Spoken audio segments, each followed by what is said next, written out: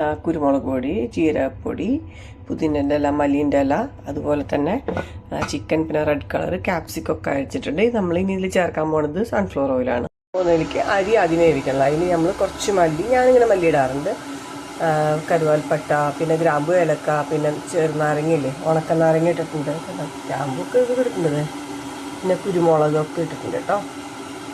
വരുമ്പോൾ നമ്മൾ കുറച്ച് ഉപ്പൊക്കെ ഇട്ട് വെച്ചിട്ടുണ്ട്. അൺഎക്സ്പെക്റ്റഡ്ലി ഇത് എൻ്റെ കയ്യിൽ നിന്ന് വീണ്ടും കുട്ടി എന്ത് ചെയ്യുക സാല. അപ്പോൾ അതേ നമ്മൾ നമ്മൾ ചിക്കൻ ഇങ്ങനെ വെച്ചിട്ടുണ്ടായിരുന്നില്ലേ, ഇനി ഇതൊന്ന് നമ്മൾ വേവിക്കണം. അപ്പം അതിൻ്റെ നീരെല്ലാം ഇറങ്ങി കണ്ടോ, ഇത് ഇനി വേവിക്കണം. കഴുകി വൃത്തിയാക്കി വെച്ച അരി കേട്ടോ. ഇപ്പം നമ്മുടെ നാടൻ സ്റ്റൈലിൽ അങ്ങനെ തന്നെയാണ് അരി ഇടുന്നത്. ജസ്റ്റ് ഒന്ന് തിരിച്ച് മറിച്ചിട്ടുണ്ട്. ഇതിങ്ങനെ മറിച്ചും തിരിച്ചൊക്കെ ഇട്ട് സെറ്റാക്കണം കേട്ടോ.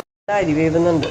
അത് ഞാൻ പറയാൻ മറന്നുപോയൊരു കാര്യമുണ്ട് അതിൽ. എന്തെന്നറിയോ, അതിൽ നമ്മൾ കുറച്ച് ഓയിൽ ഒഴിക്കണം, എന്നാലും അരി അങ്ങോട്ട് ഇങ്ങോട്ട് ഒട്ടിപ്പിടിക്കാതിരിക്കുള്ളൂ.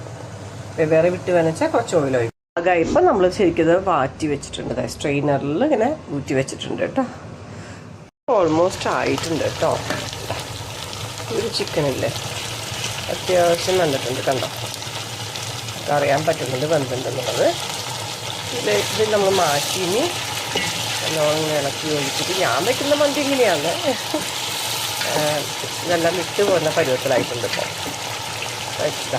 ചിക്കനൊക്കെ തെളിവ്, ദാറ്റ് മീൻസ് ഇതായിട്ടുണ്ടെന്നാണ് അർത്ഥം. വീട്ടിലിങ്ങനെ കുത്തി ഉടയ്ക്കാറില്ല, പക്ഷെ ഇത് പ്രാവശ്യം ഒരു ചിക്കനേ ഉള്ളൂ. അത് ഞങ്ങൾ കുറച്ച് ആൾക്കാർ കഴിക്കാറുണ്ട്. അത് ഞാൻ എണ്ണം തയ്ക്കാൻ വേണ്ടി ചെയ്യുന്നതാണ് ഈ ഐറ്റം. ചാർക്കോൾ മന്തി എന്നായതുകൊണ്ടും ഇത് സ്മോക്ക് വേണം നമുക്ക്. അപ്പോൾ ഈ സ്മോക്കിന് വേണ്ടി ഞാൻ ചെയ്യുന്നത്, നമ്മൾ ചാർക്കോൾ ഇങ്ങനെ ഗ്യാസിൽ വെച്ച് ഇങ്ങനെ കത്തിച്ച് സെറ്റാക്കി ഒരു പാത്രം കഴുകി വെച്ചതിലേക്ക് വെക്കണം. ഇവിടെ ആവണ സമയത്ത് നമ്മൾ ഈ ചാർക്കോൾ ഇതെല്ലാം ചൂടാവേ. പ്രോസസ്സ് എല്ലാം കഴിഞ്ഞു കേട്ടോ.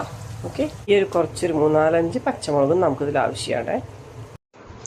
അടുത്ത പ്രോസസ്സ് എന്ന് പറഞ്ഞാൽ നമ്മളിതിലേക്ക് റൈസ് ഉണ്ടല്ലോ, ഇതിങ്ങനെ ഉലർത്തി ഇടണേ. നമ്മളിങ്ങനെ വെക്കുന്നത്, നമ്മൾ ആരും ചോറുന്നത് ഇളക്കലില്ല, പക്ഷെ ഞാൻ വെക്കുന്നത് ഇങ്ങനെയാണ് കേട്ടോ. ഒരു കുഴി കുഴിച്ച് ഈ പാത്രം ഇട്ടിട്ടുണ്ട്. നമ്മുടെ ഇവിടെ ആയി വന്നിട്ടുള്ള ഈ ആശാന്മാരൊക്കെ ഇതിലിടാണ്. ഇതിട്ടാൽ മാത്രം പോരാ, അടുത്തതാണ് മെയിൻ പണി.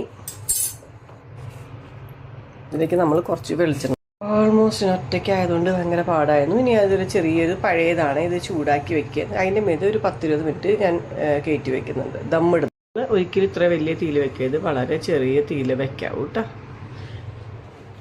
ഒരു 10-15 മിനിറ്റ് കഴിഞ്ഞിട്ട് വരെ കൂടെ തുറക്കാം.